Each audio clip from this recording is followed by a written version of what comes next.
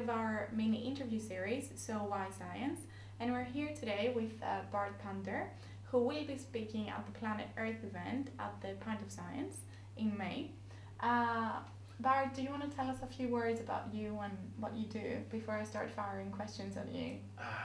I'm Bart, and I'm originally from the Netherlands, where I grew up and studied biology, and then became a science teacher at the secondary school, high school, and then I became a PhD student here, and I work on microbes that can eat carbon monoxide and then produce ethanol. So. Okay, that sounds very interesting.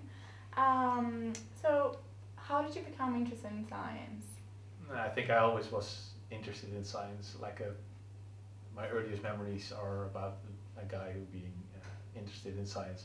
I think I was 3 or so, but I probably didn't know it was science back then. I was just interested in nature and finding things out and things like that. But what I really want to be at that age was actually an astronaut. Oh, but to become an astronaut, there were back then just two routes. One is being a jet fighter pilot, or be a scientist. So actually I decided to become a jet fighter pilot, but then my glasses happened, and then you cannot become a jet fighter pilot anymore. So then I thought, okay, I'm going to try to become a scientist. Okay, so it was your second option. Yeah, but it was not because of lack of interest. Okay. It's yeah. Did you ever fly in a jet pilot? In a jet fighter. Those are amazing machines. So. No, I've never had. Yeah, it's amazing. Why did you choose biology then? I think because I'm interested in origins of things and very general processes, and then the origin of life is one of the big questions in science still left. We actually have a few good ideas, but don't know it exactly. And so I'm really much interested in life as a process. So yeah, then you have to study chemistry or biology. Okay, so biology was. Was there a turning point in your life that was very a defining moment for you as a scientist? Well, I'm just a PhD student, so it's basically becoming a PhD student. Okay, so yes, I think that's the defining moment in life. I moved to England and looked for a PhD position. Actually, that year I moved from the Netherlands to England. Before I was a teacher, now I was a PhD student, and I became a dad as well in almost the same year. If there is one turning point in my life, that's it. That was it, altogether. All together in 1 year. That's very exciting. Yeah. Do you have any person that you aspire to, a scientist maybe, or someone else? There are so many great scientists, but I think if I love one most, then it's probably Charles Darwin. Okay. Well, origins of life. Yeah, exactly. Is that why? But also because he had this personal struggle. He always tried to be a decent guy. His personal struggle with how he should do the science, and he did all these small experiments. If everyone remembers him only because of the origin of species, but he did so much more, and he was just try to be a good guy, and being really interested in almost everything, which I'm also. He was also outside of the biological science he was interested in. Cool. I didn't know that about Darwin. Thanks. So, what's the most unexpected thing you've learned along your way? In science? Let's say along your way as a scientist? Maybe some... The most unexpected thing I learned...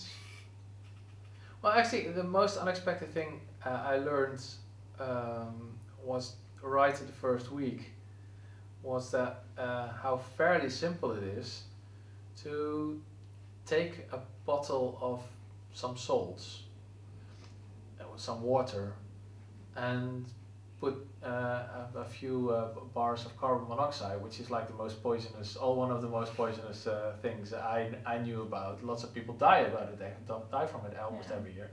I put it in a bottle, and I add one or a few bacteria, and then they start to grow with this stuff. And I thought it would be hard, but it's actually Very very easy. simple. Working with this bacteria is not very simple. There are many things which make it hard to work with this bacteria, but just the growing of it is actually not so hard. And I expected that to be like, wow, growing stuff on carbon monoxide. Before I started it, I Yeah. thought it sounded like something very hard and dangerous, and it's actually something I do almost every day. And the first week I actually Yeah. found it fun. Well, it's surprising. It's not a scientific discovery because we No, already no. found out to do this years ago. I just didn't know about it personally. I thought it was something hard. Well, I guess they're so different to us, like these microorganisms that you're working with. So everything is Yeah, possible nature. I oxygen guess. is a poison for them. I Yeah. already knew this, but I thought getting rid of the oxygen was hard. Even that, Yeah. well, it's a problem, but you can do it if you have the right equipment. Cool. So science fascinates you still, I guess. Yeah.